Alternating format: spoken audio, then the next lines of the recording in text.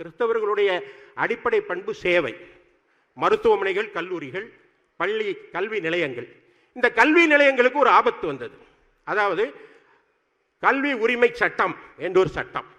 இந்த சட்டத்தினுடைய உட்கூறு என்ன என்றால், சிறுபான்மை பள்ளியிலே வேலை செய்கிற ஆசிரியர்களுக்கு அவர்கள் தகுதி தேர்வு பெற்றிருக்க வேண்டும் என்று அந்த சட்டத்தில் வருகிறது. இந்த சட்டம் எப்போ வருகிறது? 2009ஆம் ஆண்டு வருகிறது. இந்த சட்டத்தை தமிழகத்திலே நிறைவேற்ற வேண்டும் என்று சொல்கிற போது உச்சநீதிமன்றம் ஒரு தீர்ப்பை கொடுத்தது. டிவிஷன் பெஞ்ச், உச்சநீதிமன்றத்தினுடைய அரசியல் சாசன அமர்வு ஒரு தீர்ப்பை கொடுக்கிறது. இந்த சட்டம் சிறுபான்மையினருக்கு பொருந்தாது என்று ஒரு தீர்ப்பு. அதை அடிப்படையாக கொண்டு ஹரிபரந்தாமன் ஒரு ஜட்மெண்ட் கொடுக்கிறார். என்ன சொல்கிறார் என்றால், உச்சநீதிமன்றத்துடைய அரசியல் சாசன அமர்வு சொல்லிவிட்டது, எனவே டெட் என்று சொல்லப்படுகிற அந்த தகுதி தேர்வு தேவையில்லை என்று சொல்கிறது. அந்த தகுதி தேர்வு தேவையில்லை என்று சொன்ன பின்பு உயர்நீதிமன்றத்தினுடைய டிவிஷன் பெஞ்ச் சொன்ன பின்பு எடப்பாடியாரிடம் அதிகாரிகள் சென்று கேட்கிறார்கள்.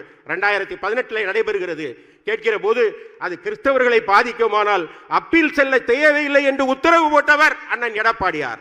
ஆனால் 2021 திராவிட முன்னேற்ற கழகம் வந்ததும் 19 அப்பீல் போட மறுத்த எடப்பாடியார் அப்பீல் போட மறுத்த அந்த வழக்கை தூசி தட்டு அப்பீல் போட்டவர்கள் திராவிட முன்னேற்ற கழகத்தில். நீங்க கேட்கணும், நேற்றைய தினத்தில் மதுரையில் உதயநிதி ஸ்டாலின் கிறிஸ்துமஸ் விழா கொண்டாடுகிறார்.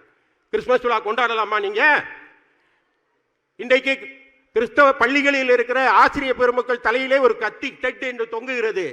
அந்த கத்தியை தொங்க விட்டு வந்து அதே கத்தியை கொண்டு வந்து கிறிஸ்தவர்கள் முன்னாலே கேக் வெட்டி நீங்கள் சாப்பிட வேண்டும் என்று நினைத்தால் பரமபிதா உங்களை மன்னிப்பாரா?